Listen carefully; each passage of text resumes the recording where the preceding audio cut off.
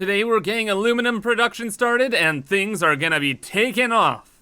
Because oh boy, can we do a lot with almost 2,000 bauxite.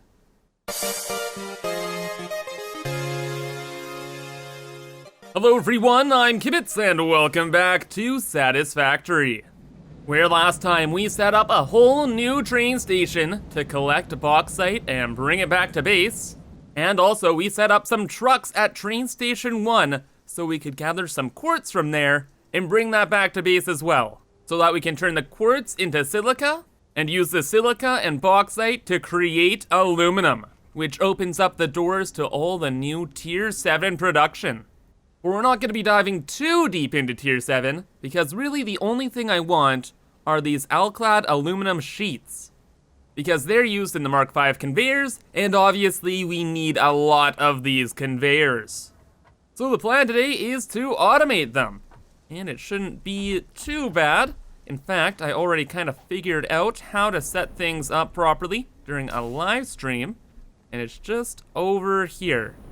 So all we have to do is we have to get bauxite, which will go into a foundry along with the silica. And like I showed before, that makes aluminum. And we just add a dash of copper ingots into the mix, and there we go. We have our sheets. So it's not that complicated. Well, it's not complicated if you're working on a small scale. However, we're bringing in 1,680 bauxite per minute with this train. So the production might be easy, but the production on a massive scale gets a little bit more spicy. But before we get into any production, of course, we have to check for alternate recipes.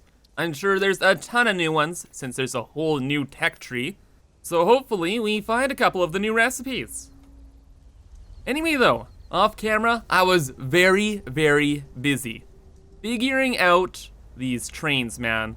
Because, oh goodness gracious, what a nightmare it was. So I've been looking at the map, and I was noticing that our main train on train line 1 was never stopping over here. The trucks ran out of fuel, and I was like, but why? Everything was working before, and then it was not. So I dabbled with things for 3 hours. But now I've finally figured out exactly how to make proper train stations. And let me tell you, it was an extreme headache, but we got it. And things have changed quite a bit though. You might notice there's an empty platform here, because now our train has both the locomotives on one side and none on the other, because I've turned this entire train line into one big loop. So now the two trains will go out of the station here, go around this way, go straight ahead, and then enter right back onto the main train line. And then from there, things are largely the same. Station number 1 here is pretty much just converted to the 2 train system, so just an empty platform right there for the second train. And that's about it. Everything else is the same and works just fine. But then we had a significant problem, because with the whole new looping system and only the one train, we couldn't make it up this huge incline here. We made it about halfway up and then the train would slide all the way back down. I was pretty surprised, but yeah, the one train couldn't handle it. But having the 2 trains now makes sure that we can actually make it, and we're all good. But now finally, we're at train station 3, which is pretty much again the exact same except for modified to have the 2 locomotives. And then at the end here, we just loop around. And this loop, ooh, reconnects again with the main line, and this will take us all the way back to base. And then setting up stops is as easy as 1, 2, 3, and the whole system is good to go.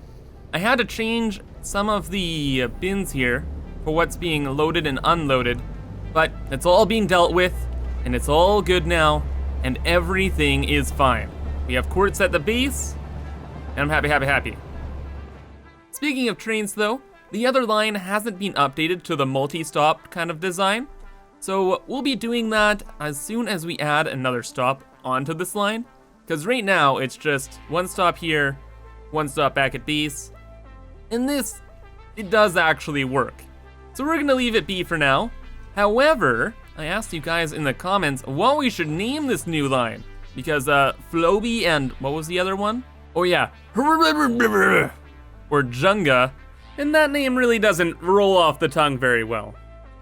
And I gotta say, you guys had some awesome suggestions. One was boxing and unboxing, because this train's getting bauxite and it was spelt like boxing and unboxing with the bauxite. Got it spelled like, gave me a good chuckle in the morning. But we're gonna be grabbing more than bauxite with this line, so that wouldn't work.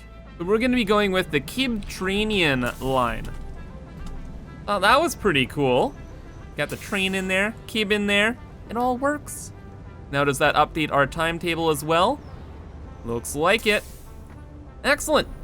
So we'll head back over to the next stop, and that'll be stop 2 on the new Kibtranian line.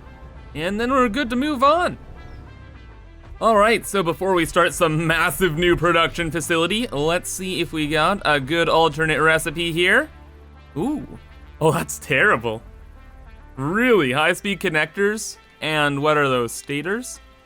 For electromagnetic control rods? No. What? Whoa, whoa, whoa, whoa. Rubber plus fuel for plastic? That is a really, really, really weird but interesting one. It's duly noted, but I think we're just gonna go with this Caterium wire one. But that's a little interesting. I'll think about it.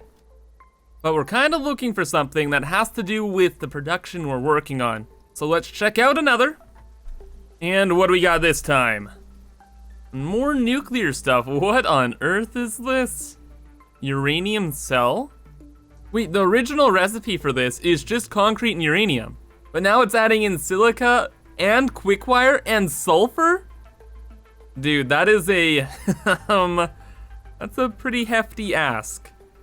Then silica and limestone for concrete. And then there's that really interesting plastic recipe again. You know what, I think I'm just gonna take that. I think that could come in handy at some point in time. Cool. But we're not really looking for something cool. We're kinda looking for something we can use. Like, right now. Okay, so this time we're due for something good, right? I think so. Ooh, okay, yes indeed, yes indeed. Heat sink alternate recipe that doesn't use rubber? I think I like that one. I think I like that one quite a bit. That shall be confirmed. Excellent. So that recipe doesn't really help us with what we're doing today. However, it'll save us oil down the line. So that is one of the best kind of alternate recipes we could hope for. Anyway, that's all well and good, but we have some aluminum to produce now. So I've gathered up everything we need. We got the quartz from the train there. We got some copper from a node over there. And then the bauxite from the train station. And I brought it all to this platform here. Mainly because this wall is really tall and orange and it kind of needed something to break it up. So just shoving a production line in it seemed like a pretty good idea. Then beneath is going to be a storage warehouse for all the stuff the train brings in. So we just have some space to load balance and other things like that. Anyway, I've already done my quote-unquote shopping, and the gang's all here. We have our 960 quartz, 320 copper, and our 1,680 bauxite. And the first thing we're gonna deal with is the silica. It's pretty straightforward. All we need to do is put it into a constructor, and it's done. Big problem is gonna be load balancing. And we have to balance it perfectly out to 32 constructors. So, yeah, you'd think that'd be difficult, but guys, I'm gonna do the load balancing live for you right now. No cuts needed, because all we need is a splitter. And like half the work is done. Because 960 divided by 2 is 480. So this first stage is gonna be really simple. In fact, check this out, check this out. We don't even need splitters to load balance. We just have to use the 2 belts, and we're done. So it doesn't matter what the belts coming in are. You have 480 here, 480 there, and now we just have to build. And quite simply, it's gonna be 4 rows of 8. Then we'll have our 32, and then we're off to the next floor. Okay, maybe actually we're moving to the second floor a little sooner than expected, because oh my goodness, 32 constructors is actually a lot, especially when you have the load balancing going on. So, one more floor of constructors, then we're good. And I guess while I do this, I can answer one of your guys' most common questions as to why do I load balance things? And the simple answer is, it is faster. Like, what load balancing does, essentially, is it splits up items into the perfect ratios that go into machines so things don't overflow. Because with the other method, when you're overflowing everything, the first machine has to fill up, and then the second machine fills up, the third, the fourth, etc., etc., etc. But with load balancing, everything gets going right quick, evenly, and efficiently. And does the overflow method work? Of course it works. So then what's the point of doing all this then? Well, simple answer, it's fun. It's kind of like when you see people messing around like with really complicated things in Minecraft with redstone. It's like an extra little bit of challenge. It's not necessary, but it makes you feel like you're accomplishing something. And that feeling of accomplishment is one of the best things in the world. And as for how load balancers work, I just recommend to Google it at this point. There's thousands of images on how to make like specific splitter and merger arrays that split lines into certain percentiles. So say you only needed like 20% of a 120 line, so 24 items per minute. Well, all you need to do is Google load balancer 20%, and a ton of results should pop up. That's kind of what I do. I just Google that, copy the load balancer into my game, and it's all good. Or if you don't want to do all the complicated math, you can just use logic. So like we need to divide one line into 16. You just keep dividing by 2.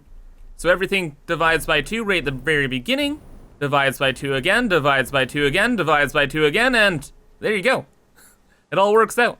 And honestly, most of the time, it's just that simple. Anyway though, everything's powered up and the quartz is all connected. So now we have silica in the bag.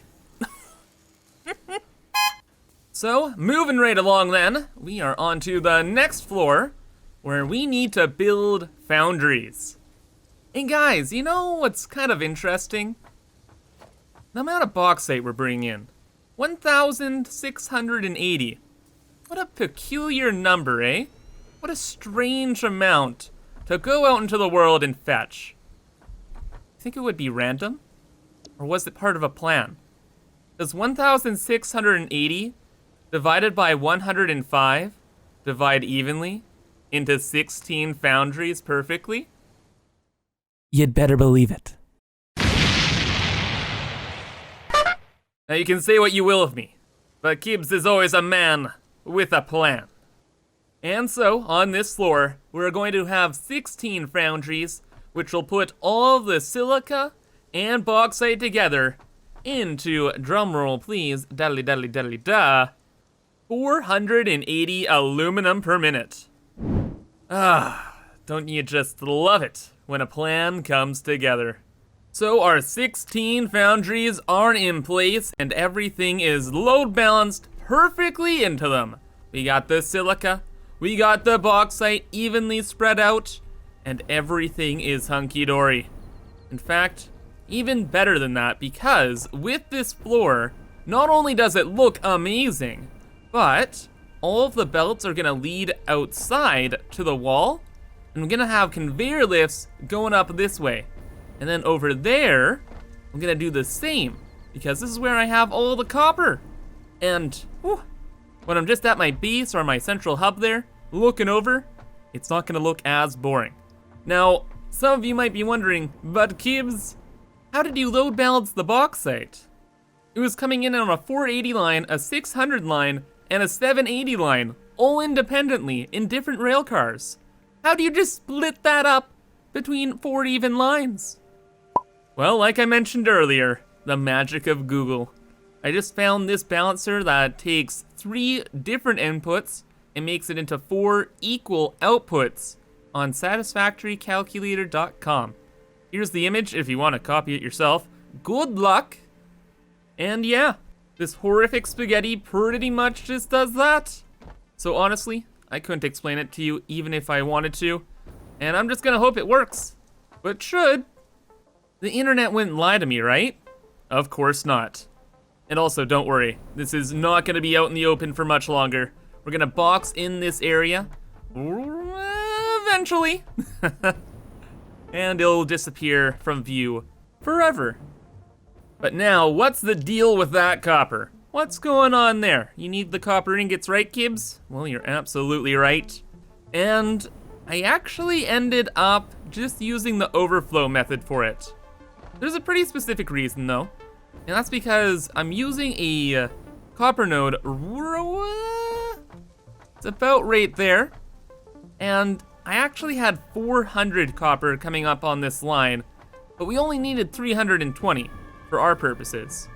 So instead of load balancing the extra 80 out, I just all threw it on this line, put the most insane Mark V line all through this system, and it should all work out. And honestly, I think doing things this way will work as well as load balancing. Like, the fast belts will ensure that nothing ever is empty. And also, since there's so much more copper coming in than the smelters can handle, it should always be backed up. So with those two factors combined, I was like, all right, sure, we'll just overflow it. But mainly it's because I wanted to have a cool conveyor wall over here, because I'm just gonna have the lifts going up to the next floor and everything merging up there. And yeah, that's gonna look really, really awesome. But you know what's gonna look probably as cool? Turning this baby on for the first time. So we just need to do that. There goes our copper, the bauxite, the silica. Whoa. Beautiful, beautiful industry. Let's get ourselves a container. By the way, you can press spacebar and start typing, and that brings up that menu. Very handy. Figured that out in the live stream there. Ah, look at that. Look at all of our aluminum. Beautiful. So precious to behold. And now we're on our final step to turn these little bits of aluminum into those precious, precious Alclad sheets. So now what's the plan on getting them? Well, we have our copper, we have our aluminum. Now we just need many, many, many assemblers, because the sheets require 15 aluminum per minute and 10 copper ingots per minute. So we're making 480 aluminum per minute. So 480 divided by 15, that's 32, baby. That means we need 32 assemblers. Yeah, that's a lot. On a good note, we pretty much just need to follow the same design as downstairs here. Like just having the little layer in here and the two different items being inputted. It's like literally the exact same. In fact, I've already started copying it. So no problem there on the building front. But on the time front, I'm kinda like, So we're just gonna use a bunch of power shards and save half our work. So we're gonna have to use 32 of these bad boys to double the production of the assemblers, but yeah, I've been stacking up on them a lot. So I don't think it really matters. And if it does, we can always just build the extra layer of assemblers. It's not like the end of the world. And, ooh, yeah. We have the 49 power shards here and 25 purple power slugs that I've just been saving for no real reason. So we're pretty good on that front. Oh, wait. And before we go back, look at how cool that looks. Just a couple little conveyor lifts make the area look a little bit more busy. Can we see it from down here as well? Yes, we can. Perfect. As for the rest, when we actually get up here, it's like, a little, That doesn't matter. Main focus is, of course, our space elevator. So if this is just a blank wall, no big deal. But we'll get to designing a little later on. Right now, just want to focus on finishing up this project. And again, it's just copying what's downstairs, so it shouldn't take too long. Yep, took no time at all. Go figure, when you've already built the exact same thing on the floor below, you're pretty quick at doing it again. So quick, in fact, that I've pretty much already prepped the next floor for assemblers. I'll get around to it sometime, but yeah, I am definitely just gonna add on another layer. This was pretty quick. We have the perfect amount of space. I don't see why not. And maybe it's something I could do on like a live stream or something. Anyway, let's get her booted up. And this is it. Our sheets are now being produced. So now we have unlimited Mark V belts. Wow, they're produced quick. Oh yeah, it's 15 a minute from each machine. Oh no, it's 30 per minute because of all of the power shards. Ooh, that's spicy. Ooh, my frames. My precious frames. You see, all the layers beneath are starting to run too. So it's causing a little bit of something. See, that's always the problem. Everything's all fine until the machinery actually boots up. But once everything's processed, it is coming up to this temporary floor and going through a temporary line, which goes over this way and down over here. You see, with these sheets, I want them to be right next to my hub down there. Way over there. Because I've learned to bring some certain items close to where I'm at.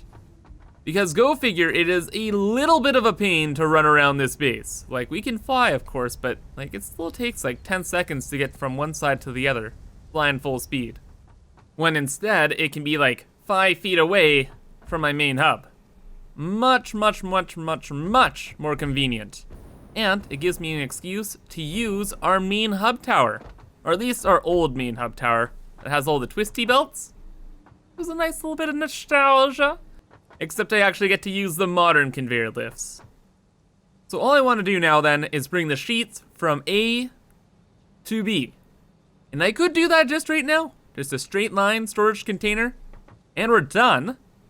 But there's been something I've been putting off. And that is organizing this room. Because it is in the most prime location. Right next to my hub. Like, this is where I always go. Always. I get my cables from here. I get my wire and my cables from here. And now soon the sheets. But we could fit maybe a couple more things, like, hey, maybe I put the quick wire just a little bit closer. And then maybe I'll actually use Mark II poles. Who knows? The possibilities are endless. So I'm just gonna quickly wipe this room and reorganize it. Oh my gosh, and this is so weird now. I've been past this place and using it so much, it's just like, what a difference. So much space now, so much space. We can have all the items we want. Like actually, we can just have our bin for the sheets here, cables, wire, quick wire, I guess. And we'll just fill the rest of this too, why not? We'll figure out what to put here a little later. And of course a little way to walk through too. Okay, I gotta admit though, that little space is kind of bugging me, so we're just gonna center all these bins. And we're gonna make them double bins too. Yeah, much better. Like, it's a little thing, but I'm seeing this a lot, so it's like, these little things are gonna start to bug me after a little while, and I don't really want to have to reset this up. So there we go. We got our bins. We just hook up the sheets, and we have them on our doorstep. Beautiful. So now I'll probably just use these for quite literally everything. Now I just need to quickly set up the cable and wire stuff again. And there we go, that's all we needed to do. The one constructor with a couple power shards in it, handling the cable. We got the wire going in, the sheets off into their own thing. And I'm gonna wait a little bit on the quick wire, because we're gonna be using it very soon. In fact, probably next episode. Because now that we have the new sheets and infinite Mark V belts, it is time we got back to our supercomputer project. Anyway, that's gonna be all for today. And next time, like I said, we're getting back to the supercomputer project, and maybe we'll be able to get the high-speed connector project going. But thank you for watching and have a fantastic rest of your day. Bye-bye.